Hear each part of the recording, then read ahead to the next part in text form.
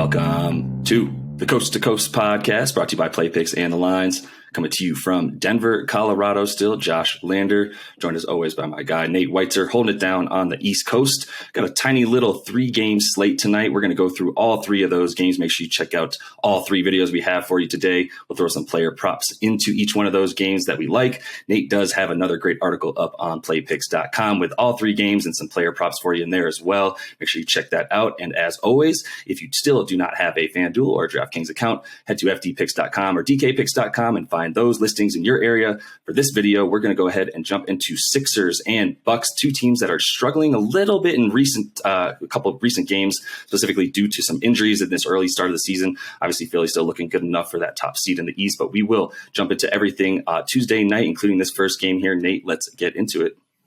Yeah, injuries and COVID protocols are going to play a big factor in this one. The Sixers had to play last night without Embiid, Tobias Harris, and Matisse Thybulle due to that COVID outbreak. And the Bucks are still without Chris Middleton, who's dealing with his own COVID bout. So that is why the total is dropping precipitously from 221 now down to 217.5. As I mentioned in the article, that is our preferred angle, but we're only going to bet it down to about 216.5. So you better jump on it quick at this point. The Sixers are plus 5.5 at home. And the other 2 games tonight, which we will have full videos on, Hawks plus 8 at Utah. Total is rising there at 222.5. And the Blazers are plus 2.5 at the Clippers with a 221-point total. The reason we expect limited offense in this game is mostly the Sixers playing at a snail's pace with or without Joel Embiid. But without Embiid, their number 1 offensive rating plummeted to about 102 against the Knicks team that was really struggling defensively last night. Andre Drummond steps in, gets 25 boards with 14 points. Obviously, it's not just a matter of how many points he's going to get versus Embiid. Embiid just tilts the entire defense the way he can necessitate more help. And it's really, he hasn't been scoring that much, but he's been opening things up so much for Philly to post that top offensive rating. Still a very good defensive team, though, Philly, and always at home, one to rely on.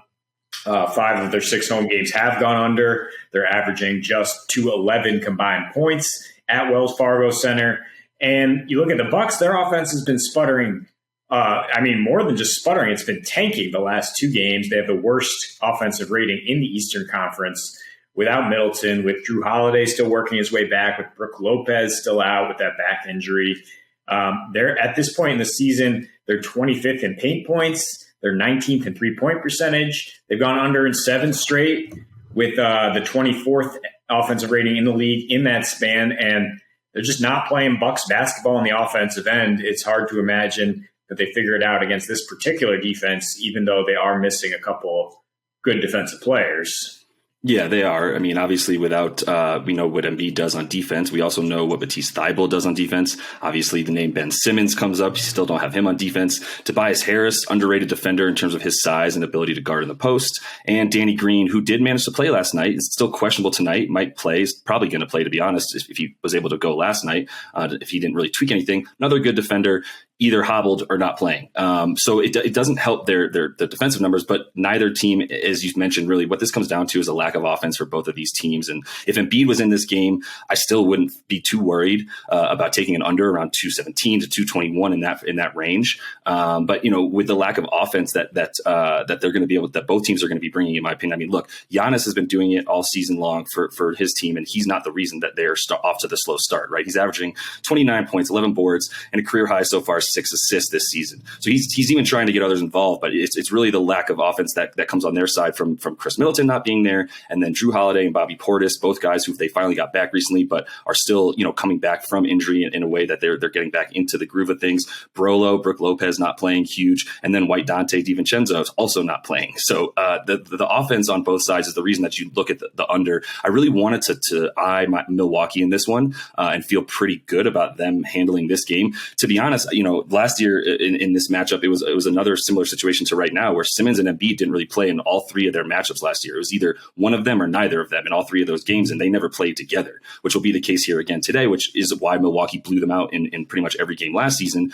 They're not the same team they are this year on offense, and that's why it comes down to, like we said, what do both teams not have on offense right now? And when you see what it is that Milwaukee is unable to do on offense compared to what they were last year, that's why it's like, look, I don't trust 6 points. If anything, I would feel decent about parlaying a money line for Milwaukee with that under as well. I would, if you want to tease that, that's fine. I feel plenty fine with Milwaukee pulling this one out because I'm not really sure who's going to score down the stretch for Philadelphia at this point. I mean, maybe Tyrese Maxey is able to show us something. Obviously, Seth Curry is a really nice player, but he's also pretty dependent on others to be able to help him out with his obviously small stature and limited capabilities of getting into the lane. One guy that I'm going to eye tonight is Andre Drummond. He has stepped up. It makes sense that he's the backup for this team in terms of his style of play, and he's back to getting his sort of hollow stats and that he always is really known for in terms of getting a ton of rebounds that don't really lead to impacting the game in a positive way for his team winning, as we saw him grab 25 boards in a loss to the Knicks, right? So in the two games that Embiid's not around, he's averaging 14 and 20, which is a reason that I would be eyeing his props tonight as well, which are unavailable as we're shooting this. But, I would say that he's going to have some favorable odds to get a ton of boards in a game that should be really sluggish. Philly's got the slowest pace in the league, probably a good amount of missed shots and some kind of ugly basketball tonight, if we're being honest. Yeah, and probably a cover, to be honest. I mean, Philly, the rest disadvantage has not been as big of a difference as when they go road tripping, right? In the last 2 years, they're actually 16-9 straight up with the rest disadvantage. So, I mean, they have depth. They have guys like Maxey and Drummond, who I would absolutely hammer their player props because they're just going to play for about 40 minutes tonight, you'd think.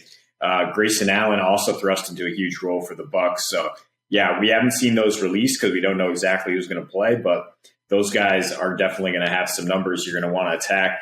And I would think actually just take the Sixers and the points because we just don't know what either of these teams are going to do at this point.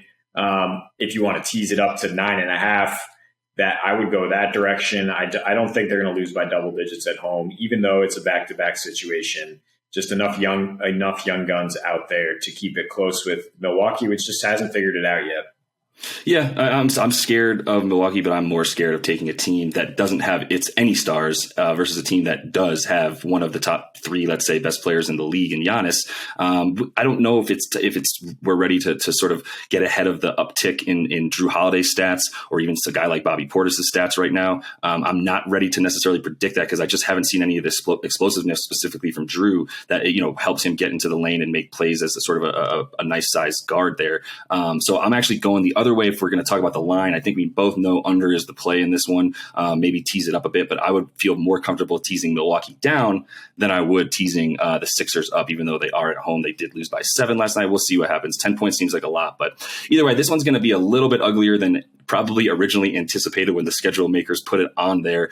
So we'll be keeping an eye on that one. Maybe some live betting opportunities if you think that Philly comes out strong and Milwaukee makes a play back from Giannis, being able to bring his team back. That's the only way that I would consider a live bet tonight. But either way, Nate, that is all the time that we have for today. Make sure to like and subscribe to that page. Got a couple other videos up for you today for those other 2 games on tonight's Tuesday night slate. And until we see you next, happy betting.